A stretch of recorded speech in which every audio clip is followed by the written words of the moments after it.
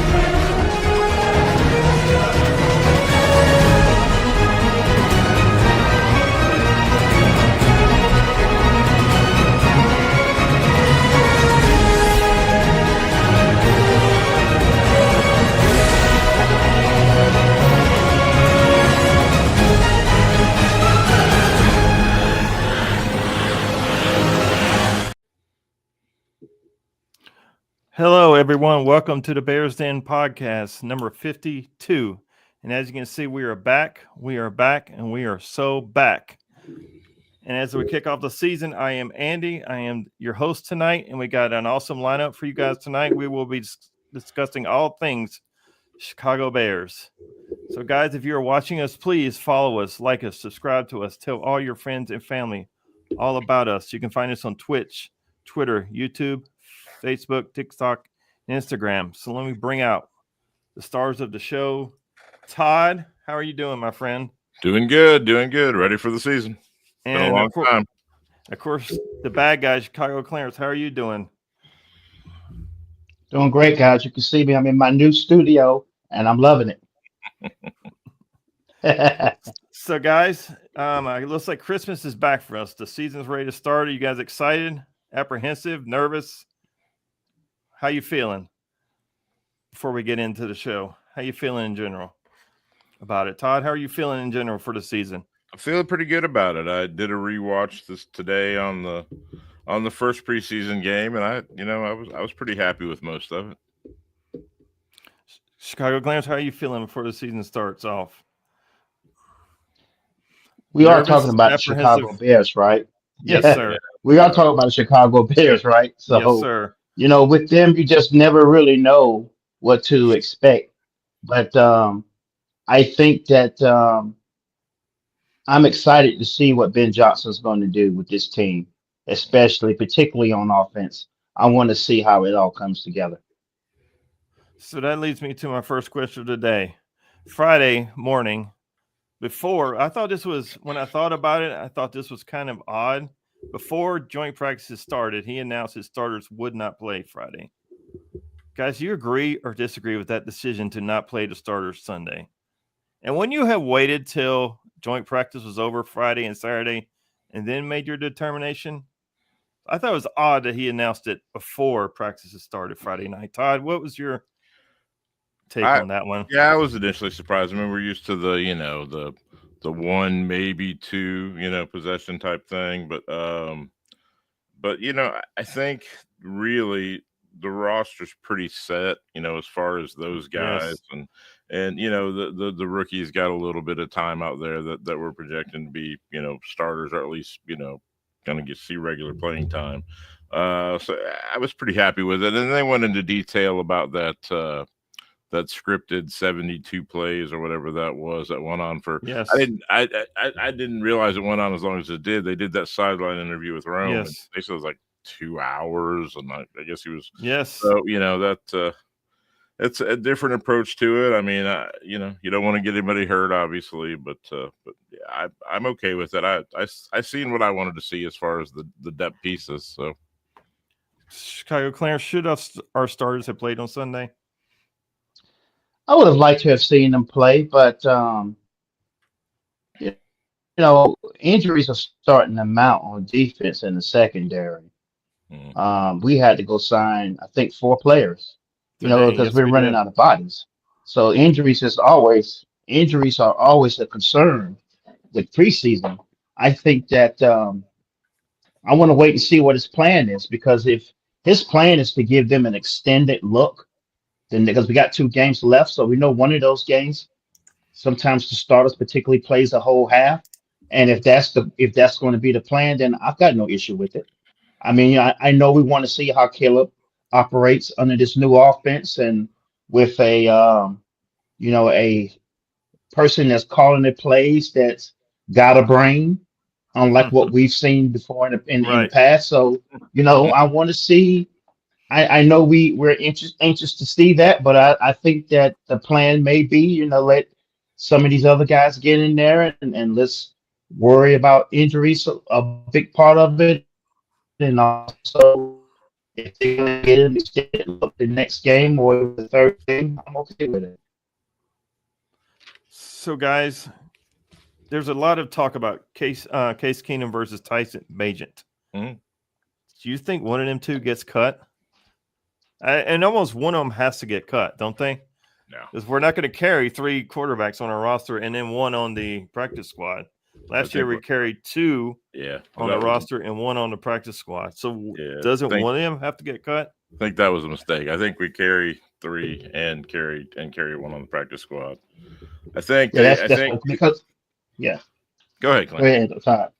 No, you go ahead. I'm sorry. I think they, Bagent is valuable. He picks things up quickly. Case Keenum's real valuable in the room with experience. Keenum, I look back through that, and there was some argument over who played better, whether it was Bagent or Keenum. And there was a couple of turnovers that Keenum made that didn't stick for penalty. Now, I think maybe the first one, the holding was so obvious that he knew it was so he took a chance and threw a lame duck ball that he knew was going to get turned over on a penalty. But there was another play where he did too. So I do think that Bagent overall played better, and I think that he's developed into a solid backup. He understands the offense. He's real smart. If he had an arm, he could really do something. I mean, that's the and that always seems to be the case where if you can combine all these guys into one quarterback, they'd be amazing, right? But he he's smart enough to stick. I don't know if he sticks with us for very long, but I know that we have him this year, and he's a restricted free agent, and we probably have him next year, and then I don't know after that. But I do. I think they intend to keep Keenum as an extra voice in the room, and honestly, and on the rewatch, I was pretty impressed with Austin Reed. I mean, he was quick to release the ball. We talk about them never being able to develop anybody, and I'm telling you, he looked okay. And if he has to be the answer as a backup in 2 years, he might be able to be. So I think that seems to be the plan. You keep them while they're cheap, and you build the guy behind them, right? And that we've never done it, but that seems to be. I can see it anyway. Yeah. Just in that fourth quarter with Reed. So last year, Poles and staff basically admitted that they should have kept a veteran quarterback because Caleb had no one to speak to last year, no one to whisper in his ear. So, Clarence, how do you see the quarterback position shaking out after Caleb Williams, who's obviously going to be the starter? I think we're going to carry last year. I think one of the training camp was it Rippon who got signed? Yes. Mm-hmm. Correct me if I'm wrong. It was. Yeah. So I think that we're going to probably carry 3. And I think that we should. With the NFL rules being changed after year before last, I think that all automatically garners each team to carry 3 quarterbacks just for sake of injuries. I think that it's important that Caleb has somebody that he can bounce ideas off of, or somebody that can bring him to the sidelines and calm him down, and also tell him what they're seeing out there. Someone to compare notes to, and that's usually the space for a veteran quarterback. And I don't see Tyson Bagent being that guy. I've never been high on Bagent because I don't think he has an NFL arm. He's a career backup to me. So. And I just think that's the only purpose he serves. It's a problem if he knows the offense better than Caleb. It's a problem if he's running the offense better than Caleb. Yeah, well, in today's NFL, a backup quarterback is a great position. You don't get beat up, and once they get through the restricted free agent, they make a ton of money. So that's But yeah, I think Bajan, you see them talking and hanging around and laughing on the sidelines. It's a contemporary who's real sharp at being able to figure things out, just can't execute all the plays. And then they got the guy that's 10 years older that can say, hey, I've done this, or I did this, and we've had success here. And then they talked about him being in Houston last year to help with Stroud. It's an extra coach, really. It is. So protecting Caleb Williams, this has been a hot topic for years and years. Left tackle position. Now, Braxton Jones, when you watch the film, he had the worst game by far. But he's also coming off an injury, and he also was playing against the other team's ones. Trapillo and Benedict also got good playing time, and Benedict actually graded the highest, according to PFF. But he was playing against the third stringers. So, guys, left tackle position, how you see this shaking out, Chicago Clarence? I already know he is not a fan of Braxton Jones, so be warned if you're watching. How do you see this shaking out? I hope somebody else wins that job other than him. I can't stand Braxton Jones. Yeah. I'm surprised that he has lasted this long at that left tackle position. But I think that is up for grabs. Trapilla is the guy that they really want to have that job. I think he's come a long way with OTAs and being in the thick of training camp, with him garnering the amount of snaps that he's taken with the ones. And I am just silently hoping that somebody beats Braxton Jones out. I can't stand Braxton Jones. So, Todd, left tackle position, how you see it shaking out? Yeah, I think they really want Ozzie to win. He looked competent out there, and he's going through position change because he was a right tackle. So he's having to switch sides and learn on the fly and be in a controversy with the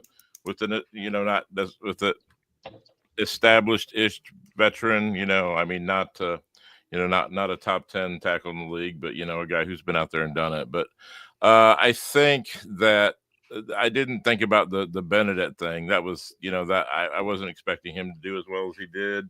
But and then Zamagaji too, and obviously that he's Jones is going into this contract year, and so if it were if we believed in Benedict, as a swing, then that gives us a lot of flexibility because we're not going to re-sign Braxton Jones. No, we can't.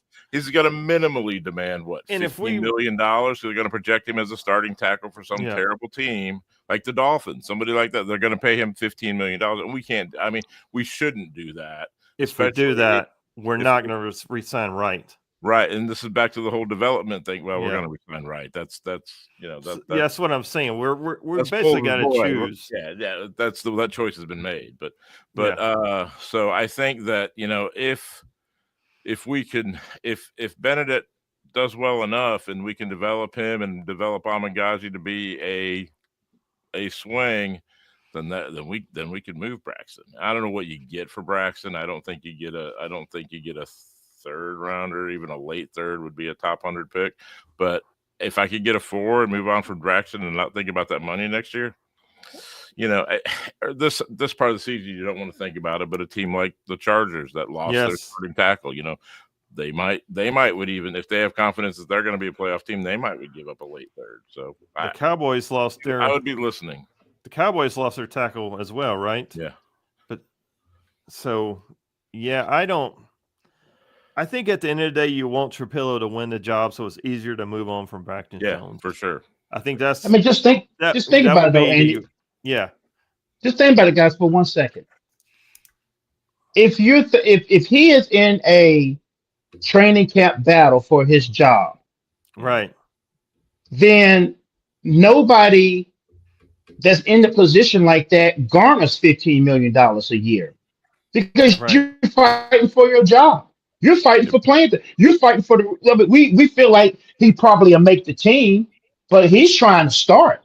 So if he's in a battle to start, then there's no way that we think about paying him or extending him, because people like that don't have to fight for their job. Yeah, but teams lose their mind in free agency. He's got 60 starts. That's a you project him as. I mean, if somebody else wants to pay that. That's what I'm saying. God forbid, yeah, let him have it. But we get a chance to move him without giving him away, and I think he was a fifth. So anything we net for him is a positive because we only have a fifth in him. So and we haven't paid him anything. He's on a rookie deal. So yeah, I think you want Trapillo to win the job, and unfortunately, Armagagi's just with this injury, he's not really gonna have much of a chance to win it. All right. I mean, Benedict did play the best, but he also played against the threes. Right.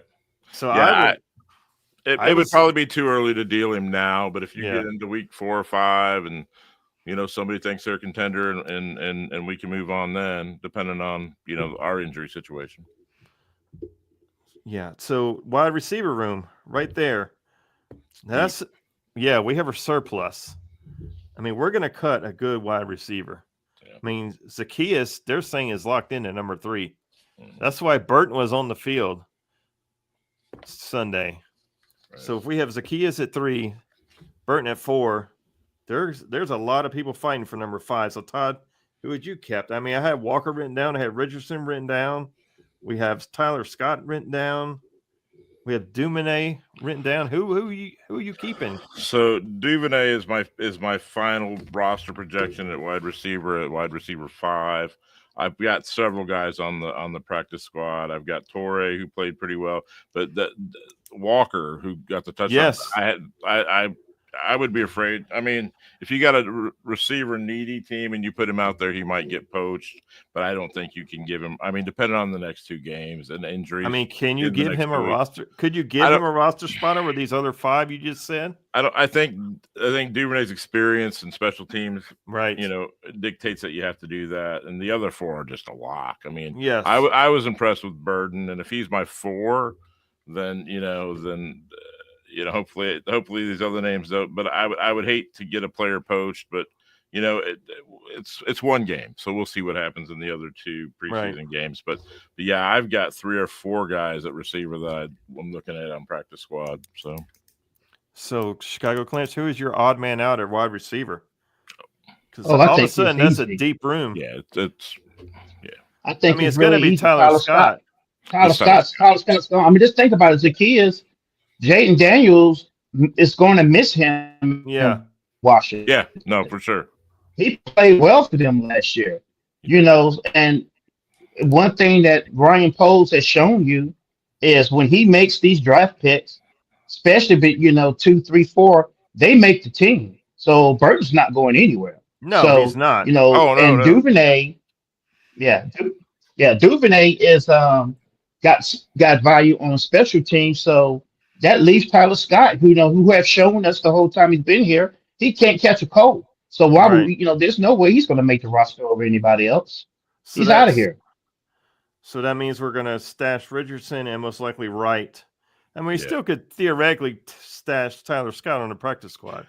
Yeah, I think he would probably get poached before the other 2. Honestly, yeah, I hadn't even factored him. Yeah, just based on his draft status, maybe I think somebody would probably give him a chance and say, he was under bad coaching, and he was without a doubt. He was, but he just, I don't know. I've never heard that he went out of his way to work harder or try there. So it just never clicked with him. I mean, he's not even on my radar right now. I know he caught a couple of balls on Sunday, but I just I had written him off last year, honestly.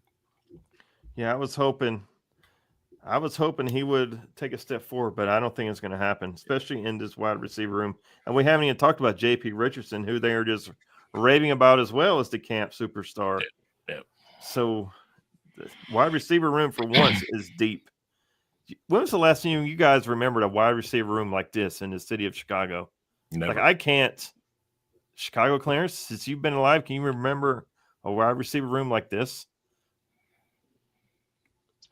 No, not with as many as receivers that we got right now that could probably be 2s on other teams. I mean, I think that you can look at our first 3 guys and say that they can go on just about any other team and at the very least be a 2. I mean, the Brandon Marshall, Alshon Jeffrey combo for a while was, you know, we had nobody outside of them two.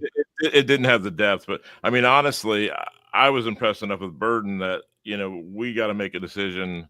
I mean, it's not going to be this year, and it may not be next year, but I could see when it comes time to pay Rome, we have Rome and Luther as the two, and we got to make a decision on DJ. And, you know, but I think that's at least a season, probably 2 away. So, but yeah, I mean, are you guys surprised Zacchaeus is locked up number 3? Because when not at all. When they drafted Burton, we were like, okay, Burton's going to be 3, Zacchaeus is going to be 4, and in the 5th and 6th, they're going to be fighting 4. Right, yeah, that's what I thought. Yeah, I mean, Zacchaeus, like they're saying he's not getting the publicity like Burton is. I think it's because he's a rookie, but they're saying he's been outstanding in camp, outstanding. So cornerback room, that's another deep room. The JJ injury has me concerned. They're saying it could linger into the season.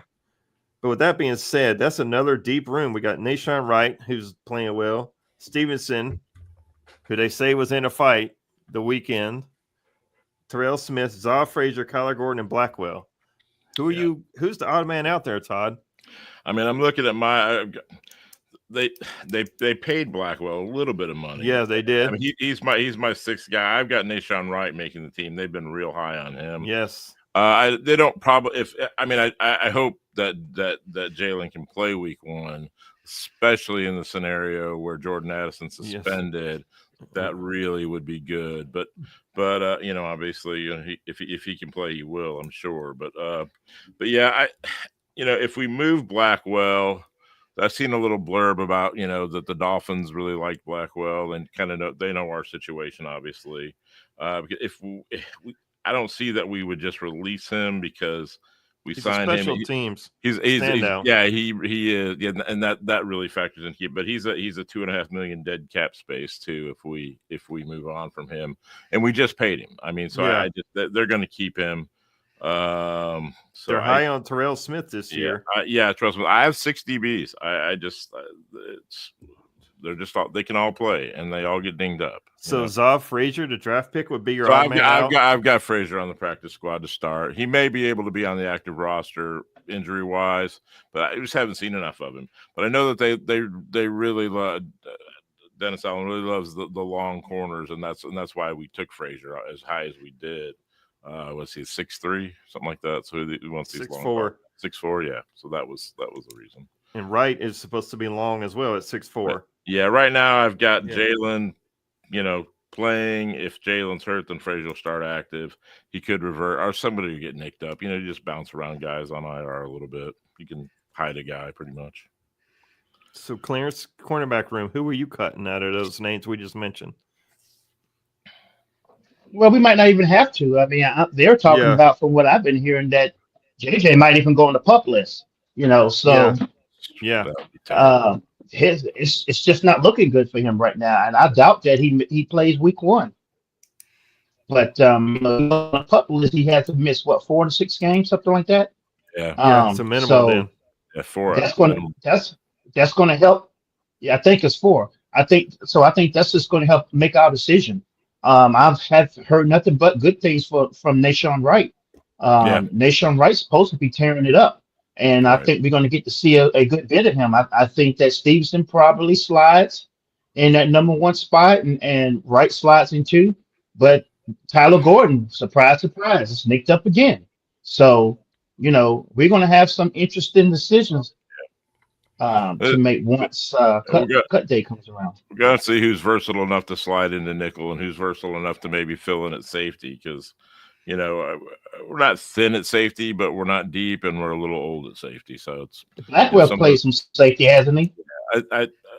He's 6 foot, I think, or 5'11". So you know, I think, I mean, Frazier at his size, if he could play some safety, but you know, he's a rookie, so you never know. But I mean, we're solid. Elijah Hicks is our 4th safety, and you know, I think it's, in my mind, I think Owens makes the team. So, but I think that you know, just Byard's age and Brisker's injury situation would.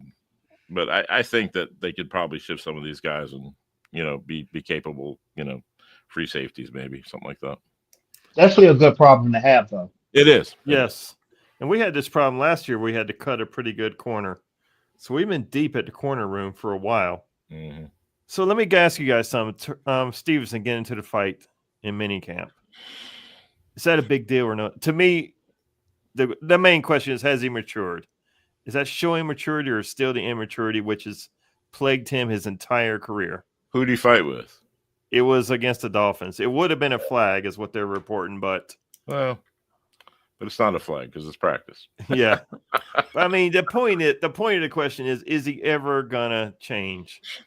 I feel like I'm forever the Stevenson apologist. I really like the kid. I really like that he has talent. There's no question he has. I do not question his talent. I'm the wrong guy to ask. I'm always in his corner for whatever reason.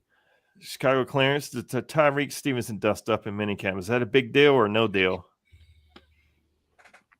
I think it's a big deal simply because it's been a constant with him. Right. And I don't want to try to coach somebody to not be aggressive. I like his aggression. I like his confidence. Right. But if you can't channel it and you starting to cost us penalties and cost us yards, then that's a problem. And by now you should have learned, especially with the stuff that happened you, particularly with the Commander of the game last year. You should have learned. You have got to keep your head in the game, all the way in the game. Now, I am not the one that's going to sit there and tell you to let another guy on another team push you around, but you got to be smart about it, and you cannot cost the team. And it doesn't seem like that message is getting to him. He got up in front of the reporters the other day and ran his mouth, and I can tell you the Bears didn't continue like that. You can't win 3-4 games and come back next year talking about you're going to be a problem for the NFL. Based on what? Because the damn show ain't based on history. So what are you basing this off of? You're not even a number one guy. Mm-mm. So, keep your mouth shut. Show us that you can stay in the game. Keep your head in the game. I mean, is he a good player? Yes. But, you got to tone a lot of stuff down. Yeah. I guess we'll learn a lot in week one if Jalen's out, because if you're saying move Tyrique to the 1, you're going to put him on Jefferson? I don't think I would. You're not going. Well, who are you going to put there? I don't know. Who are you going to put there? Nation, right? Just unless you make the decision, which I would do it anyway. Unless you make the decision to double Jefferson. Yeah, I mean, I would do it. I would just take a safety and roll over top of him all game, especially if Addison doesn't play. I think if Jalen played, there'd be some one-on-one there, but I think still even there they would cheat towards it, with the safety. But you have to. If he's not, then you've got to let somebody else beat you if that's the case from that team. I mean, you take away their best player on offense. I mean, that's just this is the team that we know that their best player is not at the quarterback position. Can we at least agree on that? So that leaves Jefferson. Yeah. So you take him away. Well, I think that what I do would just get in McCarthy's face, right? Make that kid make mistakes in his first start. So Arthur Williams, who's going to be that we can get pressure on the quarterback. Right. Yeah. Constant pressure. So Arthur Williams, who I've talked to about being a guest one night during the regular season, said we have to double him. Yeah. Justin Jefferson's all world. Like, we're not talking about. Right. We're talking about an all world. At the end of the day, he's going to get his somehow. He is. He is. I mean, he's just that freaking good. He's going to get his. The key is not to let him go off for like 300, 400 yards. Yeah, I think he's the best receiver in our division. Yeah. He's going to get his. So, guys, let me ask you something. Ben Johnson. Like, my answer is already no, but you don't know what I'm about to say. Should we trust him? And the reason I say no is because I've been burned on rookie head coaches for so many years. I mean, everybody's saying we should give him benefit of the doubt. We should trust him. He knows what he's doing. Should we? I mean, should we trust him? Should we believe in him yet? I mean, he's 0-0 as a head coach. And I want him to succeed. Just for the record, I want him to succeed badly. I want this shit to be over. I want us to hit on a franchise head coach for once. But should we trust him? I've been impressed all the way down the line so far. I mean, it's not he's 0-0, but you know, I'm on board. I've drank this Kool-Aid. I am on board with Ben I've been Johnson. drinking the Kool-Aid for many, many years. But I can't say I drink the Kool-Aid with, some of these coaching decisions, but No. I mean, not just Johnson, just watching that game, a lot of that staff looked really good. I mean, Dennis Allen. I like seeing the emotion out of Johnson, the muscle flex. Yeah. I don't remember exactly what play it was when Yeah. You never saw that out of our head coaches. So you think Chicago Clarence, what's your take on Ben Johnson so far? That play you're talking about is when Sewell stopped him on fourth down. Mm-hmm. Yeah, it was. When he shot the gap and stopped him in the backfield. This is my thought process. The Chicago Bears have taught me not to drink the Kool-Aid. Yeah. And that's just where I'm at.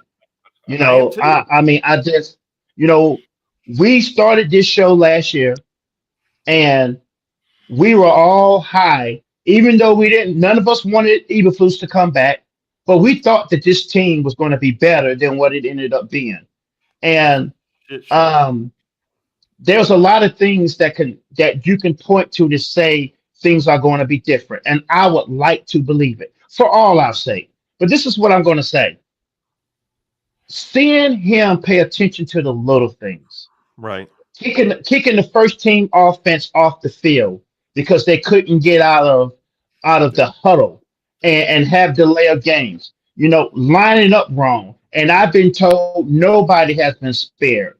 He's been all down Caleb Williams' throat. He's been on Luther Burton, who, got to camp late because he was injured and got in there. And he's just not tolerated the stuff that we have seen week in and week out as fans. And that is something that's very encouraging to see.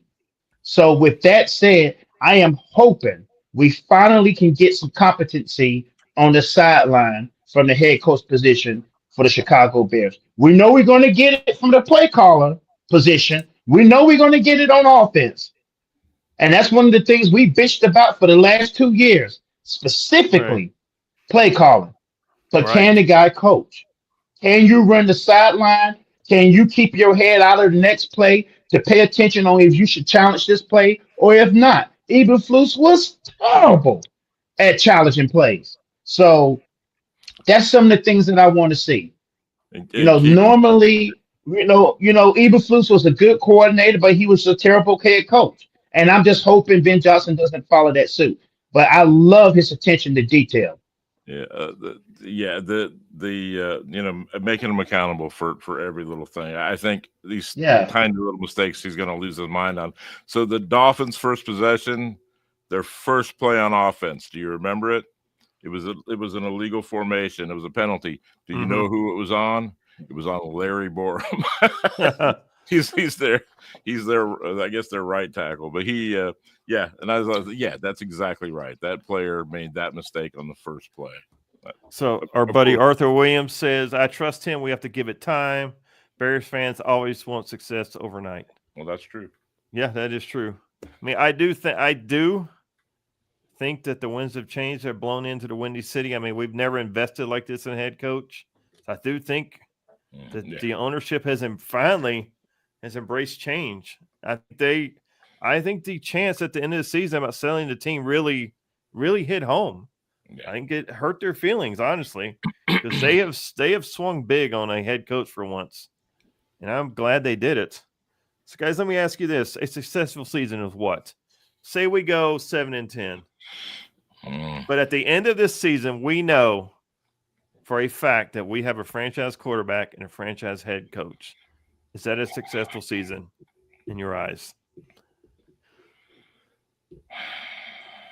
I don't think so. I personally will take that because I've never had a franchise quarterback for my favorite team in my life. I don't know. Does that give me the Notre Dame running back? Because if it does, then maybe. So I would personally take that. I've watched Sig Luckman on YouTube, but I've never got to see a franchise quarterback take the field for my favorite team.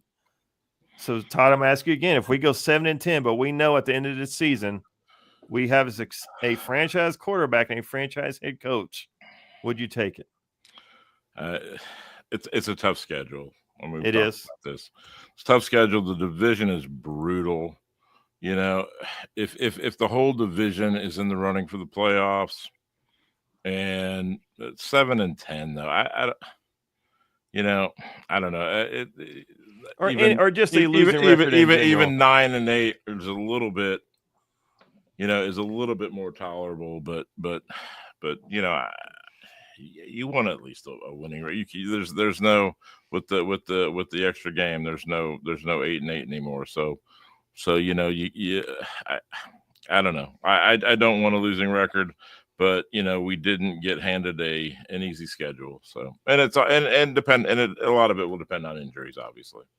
So the Crooked Commish, I'll let Clarence answer. The Crooked Commish would like to see Williams have 26, 28 touchdowns, 3,700 yards. I could live with that, and the Bears being 7-10. See, I'm not big on personal records myself. I just want to win. I want this franchise to win. And I want a franchise quarterback and a franchise head coach, something I have not experienced in my life. So, Chicago Clarence, if we have a losing record at the end of the season, but we know for a fact that we have a franchise head coach and a franchise quarterback in place, would you take that? No, I would not. We said we had a franchise quarterback after last year, and look what our record was. And it was just based on what we saw out of him. I think that if Caleb Williams duplicates what he did last year, I think we win more than 7 games, simply because we got competency and the offensive coordinator position, and we think we got competency at the head coach position. So us going out there and winning 7 games and losing 10 is not going to do it for me. I don't give a damn how hard this schedule is. It's the NFL. You've got a rookie quarterback right here in this division. The guys who's been the best team in this division the last 2 years just lost both coordinators. That's usually a death sentence for a team. Yeah. And then you got the Green Bay Packers, who we beat the last time we took the field, and we should have beaten them the first time we played them. So we can compete in this division. I feel like the Packers regress. I mean, I know that they never think they're going to, but I do. Look, the coach, we lost 10 games in a row, and a lot of that was some of that was Stevenson, but a lot of that was coaching. I mean, look, this is a preseason game, it doesn't matter, but we took possession of the ball with 14 seconds on the clock, and we needed 15 yards to get in a long field goal range, and we had a rookie receiver smart enough to catch the ball and get out of bounds in time to get a field goal at the end of the half. We don't have a coach that could have pulled that off, or a rookie that could have pulled that off before. That's just coming. That's a culture change. That's me being fully on board with Johnson. We 14 seconds. We couldn't put together any kind of scoring drive. No, ever. Previous teams. I mean, look at the Houston game, the first game of the season. We had the ball with a chance to win that game. Any kind of competency at the play calling position, we win that football game. So, and that's just my point. So I am not going to accept anything other. If you want me to tell you how many games we need to win for it to be a successful season, in my mind, we got to win at least 10 games. 9-8 is not going to do it for me. Mm-hmm. Todd, you have and everything always depends on if you got injuries or not. Todd, you have a number in your head you want us to hit for wins? I think 10 is the magic number. I mean, you don't feel bad if you don't make the playoffs, but you win 10 games. Okay. Then that's something that you're building on. That is something that you can sit there and hang on your hat and say, okay, we played a tough season. We had a quarterback. It's the second year. It's the first time that it's been any kind of stability in the coaching rank. Let's build on this. And then that right there, you can sign me up. But we didn't go out there in the offseason and make all these moves to sit there and finish at 7-10. There's no damn way. And I ain't not accepting that. I mean, we lose Caleb early in the season, then that's a whole different animal. That's a different story. A catastrophic injury derails your season. If we set with this running back room and then Swift goes down, it's pretty thin. I was happy with Monangai, but look, he's a 7th round pick and a rookie. So, if there's if you lose either of those guys really early or for extended period of time, if this Jalen Johnson thing, continues to be a problem, that's all just stuff, speculation. But the biggest thing is if you lose Caleb early, then then we're kind of cooked. Yeah. Hello, Keith. And the Crooked Commish has added his comment. If Williams has those kind of numbers at the end of the season, that would give me confidence that Williams is taking a step forward. So that's my question, guys. If Williams ends the season, we know he's a franchise quarterback. Isn't that a successful season? Because we have not had one in our lifetimes. We've never seen one on our TV screen. I'd love to get over that 4,000 yard thing, so we just don't have to hear about that forever. But for 3,700 weeks to be able to get 4,000, right? I mean, come on. Yeah, and he had 3,700 with a very poor coaching staff, play calling, multiple offensive coordinators. Right. It was just a shit show last year. So, guys, let's show some defense, some love. I mean, we haven't mentioned the defense. Dennis Allen, did you guys like the aggression that he showed? He didn't show his whole hand, but he showed aggression. Like when he bought the house on one of the final plays to keep the Dolphins out of field goal range. Yeah, if you keep another team's quarterback, out of balance, out of step, just even slightly, it makes all the difference. I don't want to see coverage sacks. I want to see aggression, and that's what I saw. I haven't seen that. Maybe Lovey, but maybe even before that. We've just been this whole, vanilla Tampa 2. Bend but don't break. No, let's bring the house. Try to win the game.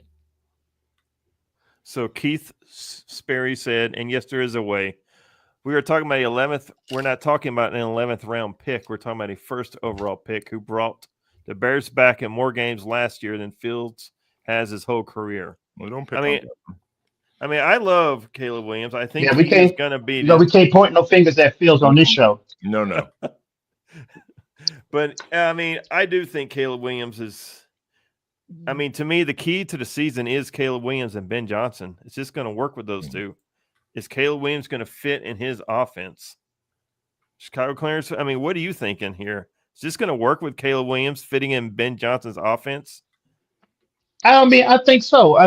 Caleb Williams needs some stability, and I think that he's finally going to get it. We're finally going to be able to see what this guy can really do. I think that they're treating him like a rookie. Caleb Williams is making a lot of mistakes, but this is the time to do it. And Ben Johnson's been on his ass about getting it corrected. I think the guy has the talent. I think he's going to be held accountable. But hell, if you're going to be in line to make $60 to $65 million a year and you ain't doing stuff right, you should be held accountable. Hell, you should be held accountable if you're making half that. But every team's success is tied to their quarterback. Unless you're rolling the 85 Bears defense out there, then you can have so-so at the quarterback position. But we found out the following year what happens when you don't even have that. When we still had that defense and we lost our quarterback. Every football team is tied to their quarterback. And that's like I said before. If we get the similar numbers to what he put up last year with competency on the sideline, I think that wins us 10 football games. And you can sign me up for being excited about it. Chicago Clarence, you brought this up before we came on the air live. Why is Caleb Williams such a polarizing figure on the media? Because he was the number 1 overall pick last year. Chicago Bears is a charter franchise. They are in the third largest market of the NFL, and it's very easy to sit there and point to the struggles of that. The Dan Orlovskis and the Colin Cowherds of the world would just get off their ass and actually do some research before they open their damn mouth on TV so they would know what the hell they're talking about and the reasons why. Then it'd be a lot more informative. But you can't sit there and talk about this kid and not bring up what he went through and what he worked with last year. It's impossible.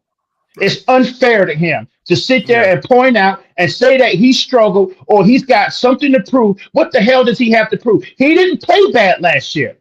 He was in an unattainable situation for anybody.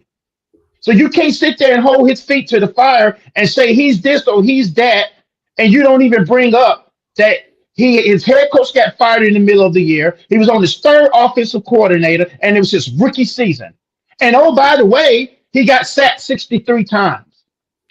Yeah, I mean, the only real complaint, that you see is, they play hero ball. He holds the ball too long. But so all the rookies do that. That's just, it's a different level than what they're used to, and they're used to being Superman, and I can hold the ball for 6 seconds and I'll make this happen. And they all eventually learn that that's not going to happen in the NFL.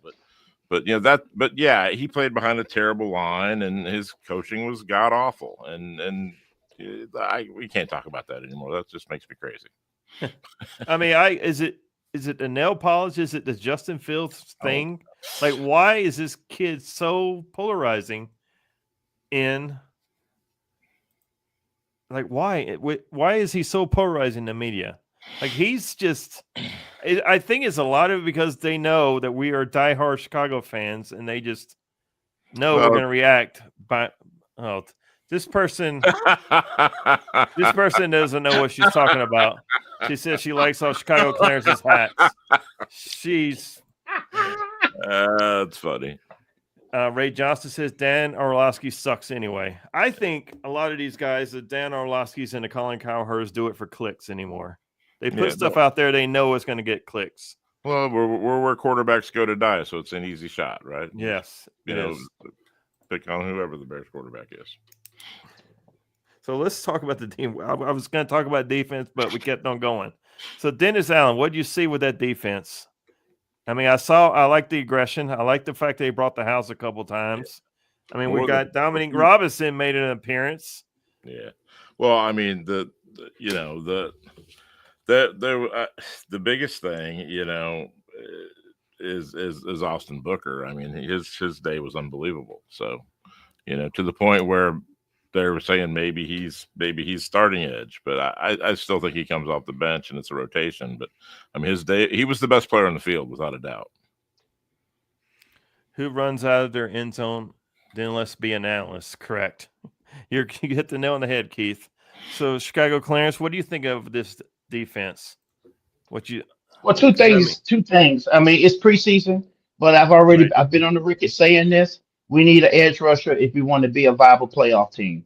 We have got to be able to get pressure on the quarterback opposite Montez Sweat, and we have got to be able to stop the run. That was the big problem for us last year. We have got to be able to get teams off the field on third down. I like the fact that Dennis Allen is not going to sit back and let teams bleed us to death. He's going to come after quarterbacks, and that's something that we haven't seen in a very long time here. Because every other coordinator that we had, other than Fangio, would sit there and stay in that Tampa 2 and just let teams drive down the field on us and just bleed us to death. I want somebody that goes after their ass. I want somebody that wants to put pressure, and he's not afraid to blitz. Eberflus would not blitz. I want somebody that's going to bring the house from time to time. Yeah, I skipped over that whole Fangio thing when I went back to Love year before. But yeah, no, Vic was great. Obviously he was great. So Austin Booker. I think he's expected to step up, but we saw this movie before. He had an awesome preseason last year. He was probably the defensive MVP. Well, in the regular season, Hardy last year was, but yeah. Then the regular season, he was pretty much not heard from. I mean, I think they're expecting him to take a big step again. I mean, can he finally deliver, Todd? Based on that, he's got a good chance to start.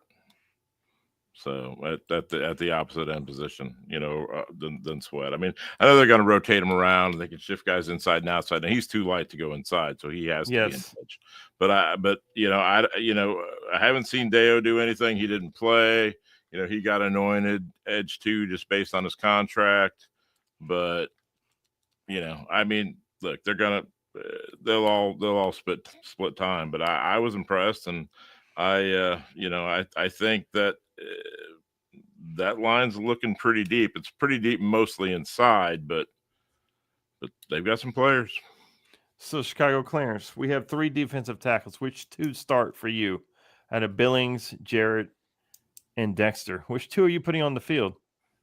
Oh, it's definitely going to be Billings and Jarrett. I mean, Jarrett is a team leader. I think he's going to be a captain. Yeah, I like the way I like the way he handles himself. I heard his press conference, and he was just simply saying, he don't have to answer to no one. but himself. And he has total confidence in his abilities, and he's always been that way. And he came to that team to win, and he is bringing a winning attitude to the team. And I think his leadership is going to be key for this football team. I think that it's going to be great because we can't have our defensive leader playing in the secondary. So we need somebody, we need another voice in the huddle, egging guys on and telling guys to come on. And plus, let's look at the production that Jared has had. He's a bona fide run stopper. That's what we need. Yeah. So Arthur says Billings all day. I agree with that. I think he should be the starter. I think the question is who starts beside him. We saw what happened when he went down with injury last year. Our run defense fell apart big time.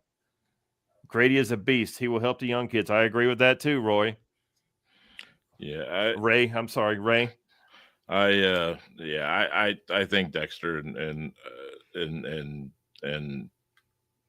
Jared start. But that doesn't really matter. I mean, like I said, it's just the console and with the age of Billing and the age of Jarrett, you want to get those guys on and off and get them breathers. And I think that, there could be scenarios where Deo's in with in that rotation too, especially if we can get consistent play out of Booker as an edge too. So Keith real quickly said the biggest thing this year is getting Keenan Allen gone. I want to bring that up, guys. I'll let everyone else read the rest of the comment. Keenan Allen should, in hindsight, being 2020, knowing what we know now, should we have made him the starter last year, taking the snaps away from Rome? Because Rome is the future. Keenan was not. I mean, I don't care about the draft pick. I mean, I'm just saying in general, should we have made that move that we made? I would have preferred to get the Rome the snaps now, with hindsight being 2020. Maybe towards the end, but I think that Keenan was a bit of a security blanket for Caleb, and I think that's why he was brought in. I mean, they knew each other. They were both in LA. I think that was an easy, here's somebody somebody that's played forever that, that he was a step slower. And, I'm happy for him that he got to go back there. He took a little shot at us, I think, on the way out, but, whatever. That's immature. He should be smarter than that. But anyway. Chicago, Clarence, now that we know what was going to happen, should we have made Rome at least a starter last year and let Keenan be number 3? Give all those snaps to Rome so we could be further down the line? No, Rome was a rookie, and Keenan Allen was a proven veteran. Right. I think that even though he took a shot at us and it was disappointing, but it's not, shouldn't be surprising because I mean it was a shit show for this team. And we're all on the outside looking in, and we could say it's a shit show. Imagine actually being there and living it. So I get that part. But he was brought in to help our rookie quarterback. Right. And he was supposed to be that safety. And we're not even having this discussion if Keenan Allen had a decent year. He had a bad year. I mean, he dropped a lot of balls, especially on third down. That would have been first downs, and Caleb put it in his hands. And I have never personally seen him drop that many balls. So I think that the right decision was made based on why it was made, but it was also the right decision not to bring it back either and let Rome go ahead on and slide into that spot. Right. Yeah. I mean, vintage Keenan Allen with the Chargers was the guy you went to on third down, and he came through for you. But, look, everybody gets older, and the coaching was terrible. I understand it all. It was. I think as the season went on, you would get more to Rome and develop. But yeah, he's a rookie. You're not throwing him in at wide receiver too as a rookie. Correct. Yeah, I think they did the right move. Right. So guys, again, thank you guys for watching. Thank you guys for all the comments. We loved all the comments tonight and the feedback. As always, you can find us on Twitch, Twitter, YouTube, Instagram, TikTok, and Facebook. So Todd, what are your final thoughts about our Chicago Bears as we head to the weekend and we face Bills Mafia in a preseason? Yeah, we're going to play a good team. The Dolphins aren't a very good team. They're pretty average at best. But anyway, I was real happy, and I think maybe it's a scheme change, and maybe he knows he's at the end of his road. But I think Noah Sewell locked up linebacker 3, and Ooh, you know, he I played don't with know about that. intensity. He was in the backfield. Well, yeah, I mean, you're going against a rookie or a special Yeah. team. I think he is linebacker. I mean, we're going to play two. We may play some three scenarios, but most of those we're going to play. You know, we're going to play nickels. So I was really happy about that because I had all but written that guy off. He's been missing in action since he was drafted. Yeah, and maybe it's the Dennis Allen defense and just him getting a little older, but I'm real happy about that. Chicago Clarence, are you mad, angry, pissed off? You need blood pressure medicine? What's your final thoughts on our Chicago Bears? Well, it's preseason, Right. and I want to stay as healthy as we possibly can going into the regular season. I do think that we need to have an extended look at the first team offense and first team defense, but I want to do so remaining as healthy as we possibly can. We can't afford any catastrophic injuries, and definitely on the offensive line because that's the one that caught the most hell and the most attention. And in all season, we have got to be able to protect our quarterback, and we can't do that if we start missing pieces. I think Braxton Jones is on borrowed time, and I'll tell him just like I tell other people: go ahead and call 2 men in the truck. I'd fly to Chicago and help your sorry ass pack. And that's why we love Chicago Clarence here on the Bears Den podcast. Again, Long- thank you for. As long as there's no Todd. headwinds as you're going into O'Hare and you're not doing this, right? So, guys, everyone, thank you for watching. Again, thank you for the comments. And until next time, bear down, everyone. Take care.